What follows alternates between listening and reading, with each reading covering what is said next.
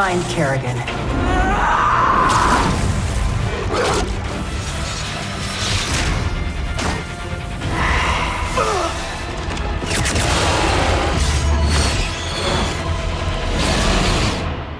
Blizzard is known for these just amazing pre-rendered cinematics, but the limitation there is that since they're so complex, that it's difficult to create a lot of footage. In-game cinematics function as this really cool supplement. Basically, we make movies using the game engines. We can iterate very quickly. You get a lot of flexibility and freedom from the speed at which we can work. That also allows us more freedom to experiment and collaborate. Basically, we can do a lot more with a lot less. Just helps us develop more story, gives the players more content. We're able to tell different kinds of stories as well. Probably one of the best tools we have to tell story.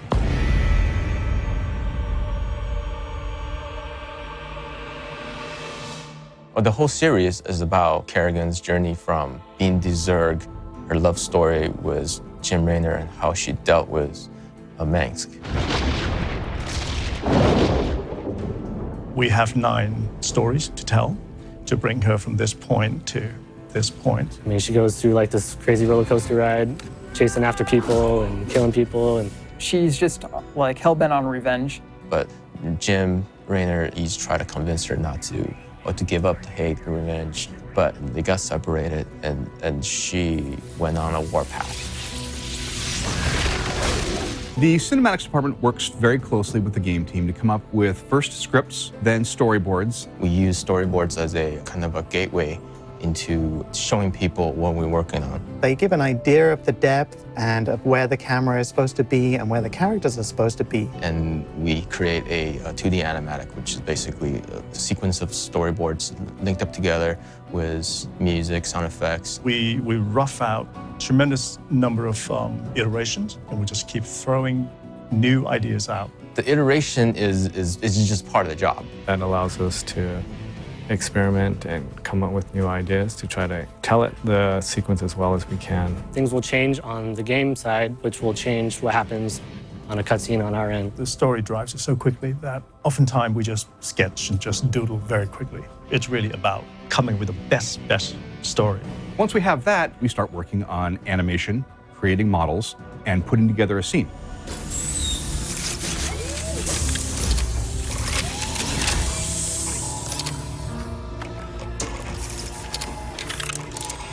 Previs is the first stage after the storyboards. Taking our 2D cinematics, 2D storyboards, and put it in a 3D environment. So we can start to get a feel for the staging, the blocking, the pacing. We work out the cameras, most of the actions, a little bit of animation.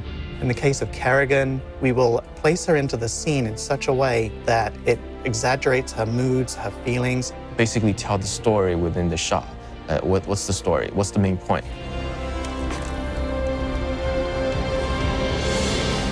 Yep. Like riding a bike. Amon Temple, actually, we took a very simple approach.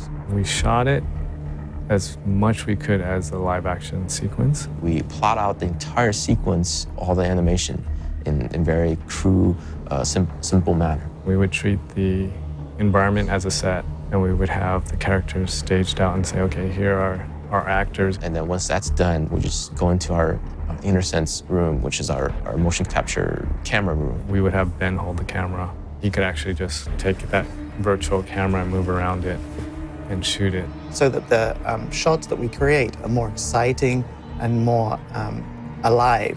What this process brought us, or showed me, is that even though this place is huge, this temple is huge, we're not going to see a whole lot. So with those information, I went with a more simplistic approach to the temple.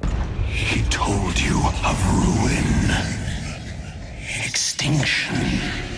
For the Xel'Naga set, it was kind of a different look. So we kind of wanted to create something that had a little bit more of a mystical feel rather than a futuristic or a visceral feel. What we did was we actually looked at old temples, super old temples. We wanted to get that ancient feeling. So we were trying to do a lot of stone inlaid with metal. We looked at a lot of like ancient Egyptian references. But it needed to be extremely sci-fi'd.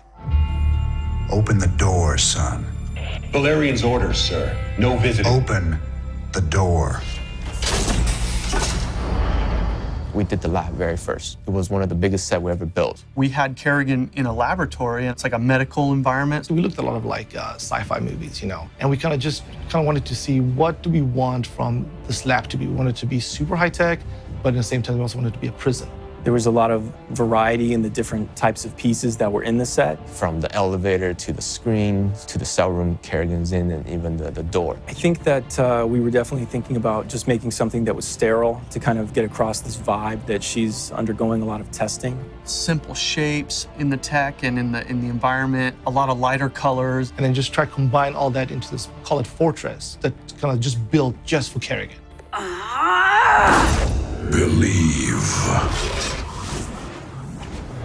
Behold, Xeris. When Zeratul show a vision of what Xeris is, there's two primal Zerg creatures running around, basically hunting each other. The idea behind the primals was this was the Zergs on their home planet before they were altered. We wanted to make them like they could hold their own against the old Zerg and maybe even more. Prehistoric Zerg, more like dinosaur versions of the Zerg. They're embodiments of the pure DNA that makes them what they are. So it's a very nice change from going into the very insectoid Zerg into the more, natural kind of Zerg. So we didn't want that feeling that they were dirty or grungy or anything like that. They were much more pure.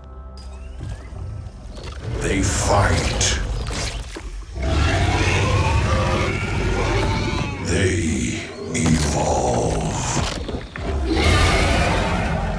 We create all these like Zerg creatures. We had to know how they move. We have these really cool concepts, and we assume they're awesome for animation. But now we have a previs department, and so that helps out a lot. When we get the scenes, and just start animating without having to worry about other things. The hardest part is actually pushing the animation a little bit further, like style-wise. We did a lot of reference for it. You got to do a lot of reference just to actually bring that to life, because if you try to do it thinking about it in your head, it's going to be really difficult. A lot more went into it. We worked in conjunction with the animators, and we made a system where they can essentially make the facial expressions that they need and get those into the rig quickly. There's a lot of emotional stuff going on in Heart of the Swarm. I think the rigs really gave the animators the ability to tell that story in a much more effective way. It's really down to really subtle details in the face. So we try to push the facial expressions a lot, and then for us, just the general silhouette, the pose is very important. She's still fundamentally human, so making that silhouette that again is covered in spikes like all the Zerg creatures read sad or compassionate takes a little bit more work. Her attitude, her animation gets more and more intricate. Because this is Kerrigan's campaign, we really had to step it up and make sure she looks awesome. For the most part, she's this badass chick who's gonna go kick everyone's butt. She definitely has her own way that she holds herself. Her walk is different, and then she grew high heels. In the last cutscene that we did, we couldn't quite get the feel of a woman. Everything that we did, all the walks and all the stances, it was kind of like, it felt like a guy doing it, not really like a woman doing it. So we had to call in Tina, and she has heels and was wearing her heels and had the feel that we wanted.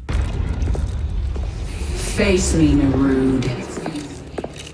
We had to come up with the Zerg Kerrigan. So we had to come up with the whole phase of what she looks like as not ghost Kerrigan, but almost like a prisoner Kerrigan. From the last game, we had like a Zerg version of her, and we had to sort of like humanize her face, trying to incorporate textures that were more friendly, and then... Oh, obviously her dreads. We kept her dreads from Wings of Liberty. We had to hit certain look for when she was a ghost. At the same time, it's Kerrigan, she's got to be sexy, she's got to be hot, so a lot of effort went into actually designing the suit, make sure she looks good in that. Still want to tell people that she's not fully ghost because we associate ghost kind of with that bluish glow. So I'll give her that orange glow. It's mostly all about color. As far as her display of her power, it just goes from being subtle to over-the-top crazy. We start with her being more ghost-oriented, so we're looking to like more psionic, so she can lift off people, crush objects. You don't want to see her powers, but kind of hint her potential, because at the point you don't know that she's going to turn into Zerg again. As the story progresses, she kind of evolves back into, she becomes a Queen of Blades again. And this is after she goes to Xeris and she gains her powers back. We started looking into more Zerg power. How does she use her wings? How does she incorporate the swarm into her fight? everything just all hell breaks loose at that point. She transforms, and all of a sudden now she's a more badass Kerrigan. She controls all Zerg now. She got the bioluminescent pattern on her body, her face. Her colors are subtly changing to more saturated purples and more deeper colors. The color represents pretty much her mood. When Kerrigan gets upset, she amplifies her power through, we visualize it through her bioluminescence. It kind of glows a little bit more. The mood of the lighting and all the effects, everything ties in together pretty nicely. What have you done? What I had to. We're a team that tries to get as much value for the work that we do as we can. We want to be great storytellers, be able to churn out a lot of story. We pour a lot of love, a lot of our sweat and blood into these cinematics. And I think it definitely shows. I think people are really going to like it once it gets out into the wild. It's pretty impressive the amount of work that such a small group puts out. It's scary and daunting at first, but we all had a lot of fun.